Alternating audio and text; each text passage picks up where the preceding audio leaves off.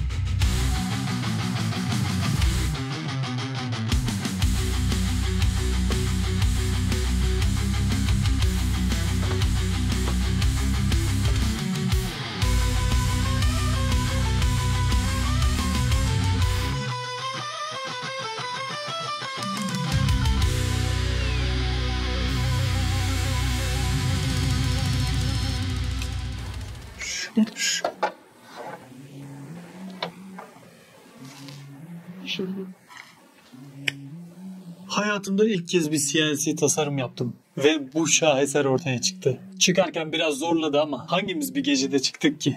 Ve bundan kaynaklı olsa gerek bayağı bir çizik halde geldi. Bu CNC kesimlerde bu kadar çizik olması normal mi, yoksa yaptırdığım yer bir yaşanmışlık mı katmak istedi, bunu bilemediğimden aldım elime pasta cilayı, ıslak zımpara sonrası giriştim alüminyum. Çizikler hafiften giderken alüminyum dark mode açmış gibi bir koyulaşmaya başladı ve bu olay hoşuma gidince çok da kurcalamadan bıraktım. Ayrıca Michelangelo'yu kıskandıracak bu kavisli kapak tasarımını ben yaptım diye demiyorum ama fenasal oldu. Ve bu kapağın tasarımını bir menteşeyle bozmaya kıyamadığımdan sürgülü bir sistem yapmaya karar verdim.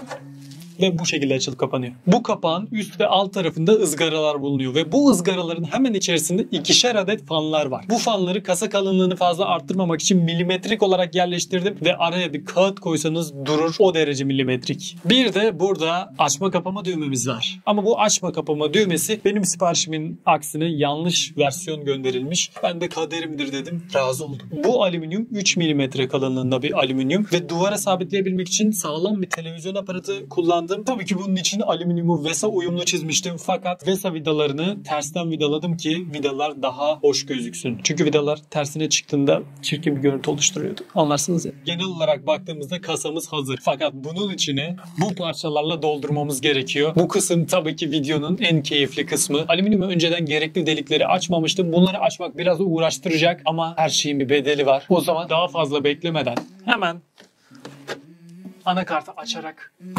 başlıyorum. I wake up to a little bit of drool on my pillow, feel like it's gonna be a bad day.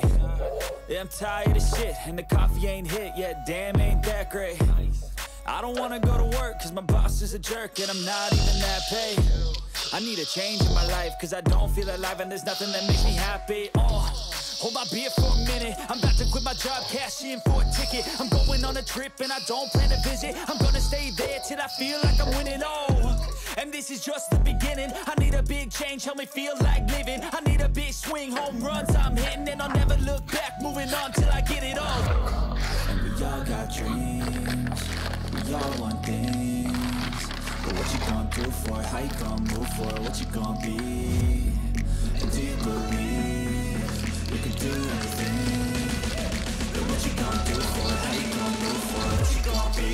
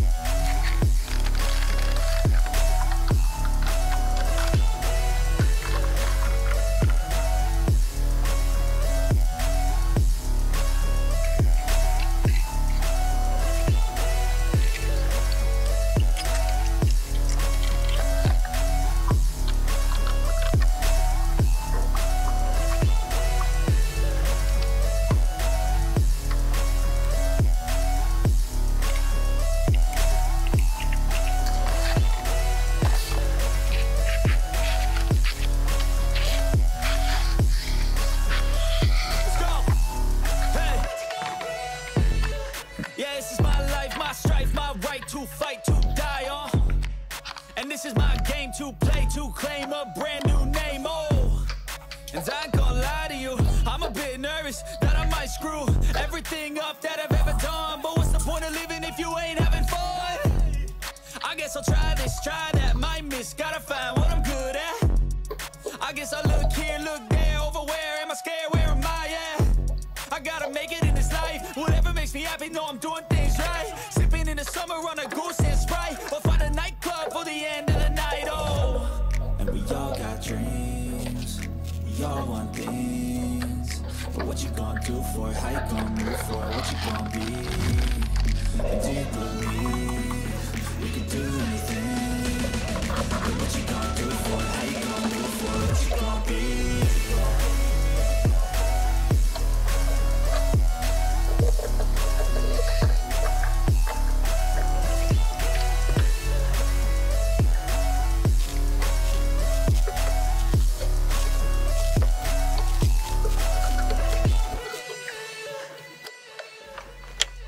Sanat. Bir sanat. Donanımları düzgün hizalar mıyım emin olamadığımdan alüminyum üzerinde önceden delikler açtırmamıştım. Ama sonuç elimde matkapla 3 milimlik alüminyumu delmeye çalışırken neredeyse tenisçi dirseği oluyordum. Neyse ki işler yolunda gitti de donanımları düzgün bir şekilde hizalamayı başardım. Güç bela. Kapağın altı şu anda kablo cenneti. Cennet gibi değil aslında ama güç kaynağını tam ortaya yerleştirdim. Çünkü alt tarafta güç girişi, üst tarafta ise güç çıkışları var. Yani yerleştirseydim daha fazla mesafe ayırmak durumunda kalacaktım. Bu şekilde çok daha kullanışlı oldu. Tabii ki bu kabloları toplayacağım ama şimdilik kendi hallerine bıraktım. Anakartı üzerine donanımları yerleştirip buraya monte ettim. Fakat güç kablolarını arkadan geçirmek beni epey terletti. Askı aparatı neredeyse duvara yapışık. Alan çok dar. Bir de PCI Express kablosunu çok uzun almışım. Bomba yapınca ekran kartını öne itiyordu. Ama hallettim. Sıkıntı yok. Bu arada ekran kartının içinden sağ tarafa tutturabilmem için metal bir braket çıktı. Bu braket normal ekran kartlarından da çıkıyor mu bilmiyorum ama çıksın yani. Çünkü ileride başka bir ekran kartı takarsam yeniden Tetris oynamak zorunda kalacağım. Şu ekran kartı güç kabloları var ya, milimetrik denk geldi. Yani birkaç milim daha kısa olsa geçmiş olsun diyecektik. Bu kablolar bir de kumaş kaplama falan olsa şık olmaz mıydı? Neyse olmadı, değiştiririz.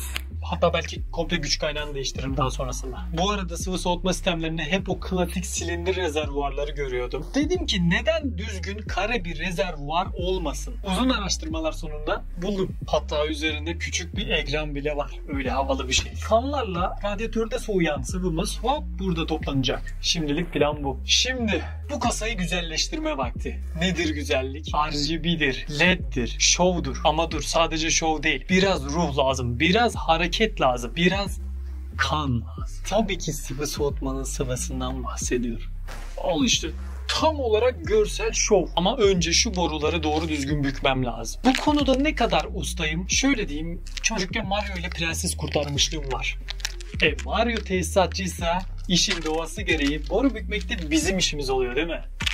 Bende bu iş. Bu arada RGB'leri daha efektif kullanabilmek için anakarta değil bir ESP32'ye takacağım. Çünkü sıradanlık bizim kitabımıza yazmaz.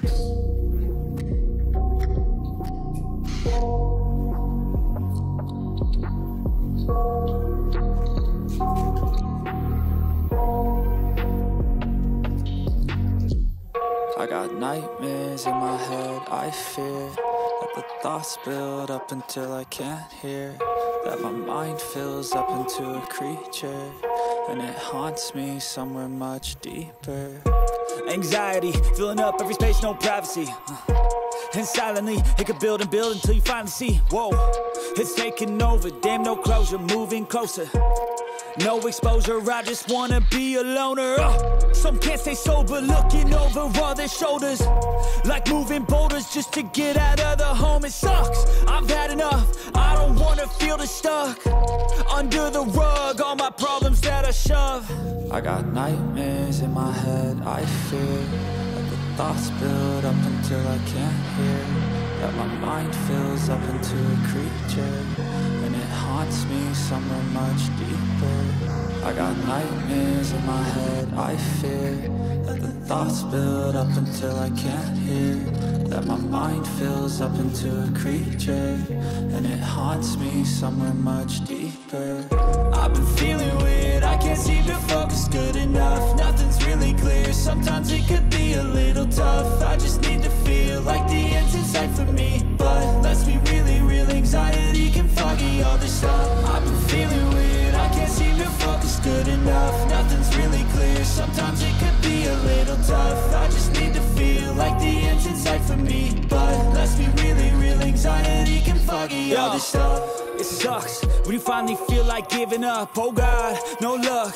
Everything feels like you're sticky stuck. I'm lost, handcuffed to the bed where I sleep. Don't give a fuck, can't stop. Unplug, feeling overwhelmed. I think I've had enough.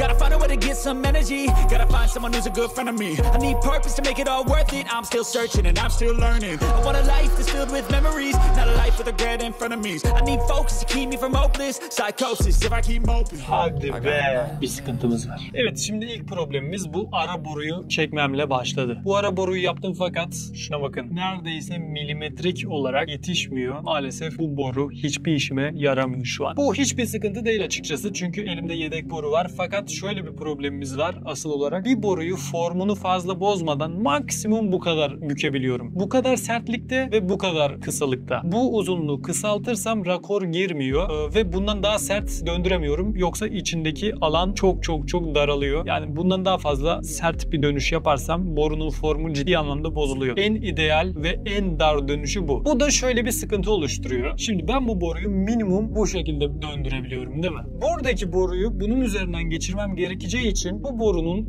geleceği yükseklik ta şöyle bir şey oluyor ve bu çok çirkin bir görüntüye sebebiyet veriyor. Ve ben buraya boruları bükerek her şeyi tamamlayabilirim sanmıştım fakat hiç hoş ve estetik bir görüntü vermeyecek. Bu nedenle buraya 90 derecelik sıfır bir rakor döndürücü alıp şuraya da biraz daha yükseltilmiş bir rakor döndürücüyle böyle çok daha dar ve estetik bir görünüm sağlayabilirim diye düşündüm. Aynı şu işlemci üzerindeki 90 derece rakor döndürmeleri gibi. Tabi bunlar yükseltilmiş. Bunun yükseltilmiş olmayan versiyonu ve sağdaki için biraz daha fazla yükseltilmiş versiyonlarını kullanarak diye düşünüyorum. Bir diğer noktada buradaki şu ATX kablosunun duruşu hiç hoşuma gitmedi yine. Fazla estetik gelmedi bana. Çünkü buradaki ATX kablosu çok fazla çıkıntı yapıyor ve ta buradan döndüğü için bu kabloyu çok yukarıya itiyor. Bu nedenle buraya 90 derece bir ATX çevirici alıp bunu daha içeriye basmak ve daha estetik göstermek ümidindeyim. Yine bir diğer kablo problemim de buradaki işlemci güç kabloları. Bunlar burada bence çok çirkin gözüktü. Burası için de 180 derecelik bir dönüştürücü adaptör alabilirsem daha güzel gözükeceğini sanıyorum. Ekran kartınınkiler borunun arkasında olduğu için boruya sıvı geldiği anda muhtemelen çok dikkat çekmeyecektir gibi geliyor. Sıvı gelmesine rağmen bunlar da dikkat çekerse bunları sonrasında değiştirebilirim gibi ama onlar şu an gözüme çok batmıyor. Şu an gerçekten ciddi anlamda gözüme batan ATX kablosu ve işlemci kablolarının çirkinliği ve bunun devamını yapacağız tabii ki. Ve bunları çözmem gerekiyor. Gerçekten estetik olmadığını düşünüyorum. Siparişlere geçtim şimdi. Siz videoya devam ederken ben yaklaşık birkaç hafta siparişlere gelmesini bekleyeceğim. Çünkü ülkemizde maalesef bu parçalar bulunmuyor ve her seferinde yurt dışından getirmek zorunda kalıyorum. Malum gümrük limitlerimizden dolayı her seferinde sınırlı limite ve sınırlı adette getirebiliyorum. Ve bunlar ciddi anlamda işlerimi zorlaştırıyor. Hatta bazı parçaları getirtemiyorum ve bazen süre gerçekten çok uzuyor çünkü aylık limitim doluyor. Her neyse kaldığımız yerden devam edelim çünkü çok az bir işimiz kaldı artık. So you can go kick rocks, I'ma stack bricks up, build what I want to make. Yo, I got a lot of shit to say, so I'ma do this every day. I'll be writing things until I'm fucking buried in my grave. 6 feet deep under, but my body won't decay. Cause my messages are timeless, so they'll put them on display. Oh yeah, I rap with a certainty, I have a sense of urgency. A message for eternity, for everyone internally. I had some people burning me, but now they fucking learn to see I ain't the one to fuck with. Now they looking nervously, and I don't really care what you think of me respectfully. You can kick rocks if you think you're fucking better, see I will outwork you, turn you to an enemy. Hurt you so bad that you're gonna need some therapy. I got the motherfucking recipe. I've been cooking up hits, I'ma leave a legacy. You'll be looking small when you're standing right next to me. I'm 5'10", bitch, but I'm 10 feet. I don't give a fuck what you say. Yeah, I'ma do shit my way.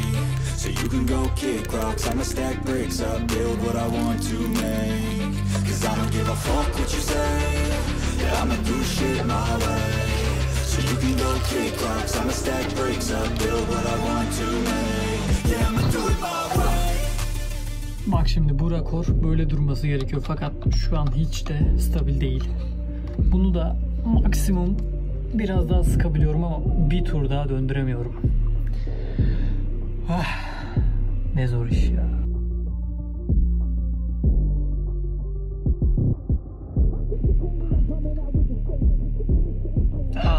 Lan tam denk geldi be.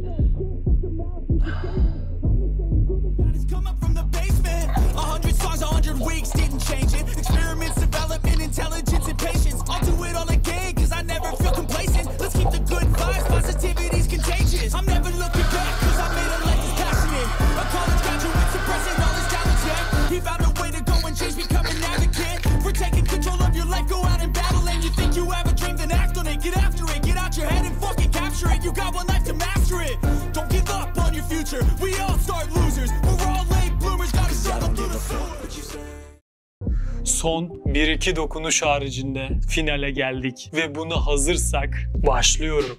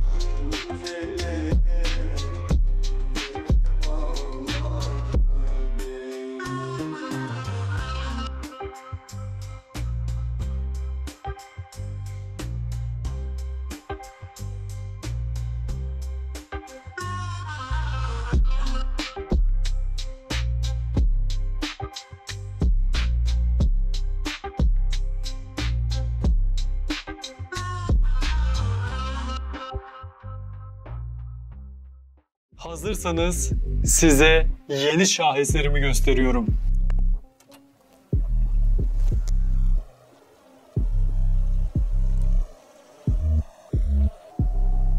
Yani öyle böyle değil. Bu gerçekten fena bir iş oldu. Şaka bir yana bu sistem parçalarını alalı tam 1 yıl olmuş. Ama malum hayat yoğun, anca toplayabildim. Şimdi meraklılar için hızlıca kullandığım parçaları anlatayım. Güç kaynağı olarak Thermaltake'in 850 wattlık GF modelini seçtim. Neden? Çünkü hem sistem için gayet yeterli hem de Cybernetics testlerinde sessizliğiyle nam salmış bir model. Sessizlik önemli çünkü benimki bir wall PC. Yani duvara monte bir sistem, vınlama falan istemem, kafam kaldırmaz. İşlemci tarafında Ryzen 5950X var. Şahane güç ama eski nesil. Onun altına da Asus B550F anakart yerleştirdim. Üzerine XPG'nin 4 adet 16 GB'lık D60 RAM'lerini yerleştirdim. Toplam 64 GB oldu, fena mı? Ekran kartı kısmında ise Evga'nın RTX 3090'ı var. Yapay zeka işleri için 4090'dan sonra alınabilecek en baba kart. Günümüzde sıfırını bulmak imkansız gibi bir şey zaten. Gelelim asıl eğlenceli kısma. Sıvı soğutma. Tüm parçaları yurt dışından getirdim fakat şu an gümrük işleri nedeniyle bu iş tamamen rüya oldu. Özellikle rezervuarı alırken 150 euro sınırını kıl payı açmamıştım ama şimdi hayır. Fanlar ve radyatör de aynı hikaye. Neyse ne söylesek boş diyeyim ve devam edelim. Elimdeki borular tamı tamına yetiyordu ve açıkçası hata yapmaya korktum. Hata yapma lüksüm de yoktu. Şükür kazasız belasız hallettik. Üzerine bir de işlemciye minik bir ekran ekledim ama gel gör ki bunu da almak artık hayal. Belki bir indirim kovalar bulursanız İhtimal. Asıl konuya gelelim. Sisteme değil, kasaya odaklanalım. Sistem zaten bana göre cuk oturdu. Benim işlerimi mevcut bütçemle görebilecek en optimum sistemi topladım. Sıvı soğutma ve wall PC olayı tabii ki bütçeyi biraz zorladı. Ama hoca, benim kanalda wall PC yapıyorsan sıradanlık diye bir opsiyonun yok. Benim kanala öyle basit işler yakışmaz. Bu arada soğutma efsane çalışıyor. Fanlar ve pompa sürekli minimumda, işlemci yükteyken bile 50 derecelerde dolanıyor. Ekran kartı açıkta olduğundan ve kasanın müthiş bir hava akışı olduğundan ekstra fan bile açmıyor. Fakat kasa fanlarını kapadığımda anakartın VRM'leri abi bizi unuttun deyip bir ısınmaya başlıyor. Neyse ki kasanın hava akışı o kadar iyi ki şu anda hiçbir sıkıntı yok. Ama proje daha bitmedi tabii ki. Bu sadece başlangıç. Daha sıra dışı bir şey yapmak için 32 inç bir televizyon, birkaç kilo filament ve özel kesim bir plexi satın aldım. Ne yapacağımı şimdiden söylemeyeceğim ama merak edenleri Instagram'a beklerim. Storylerde spoiler bol. Şimdilik bu kadar. Beğendiyseniz gelecek videolara da beklerim. Kendinize iyi bakın. Hadi selametle.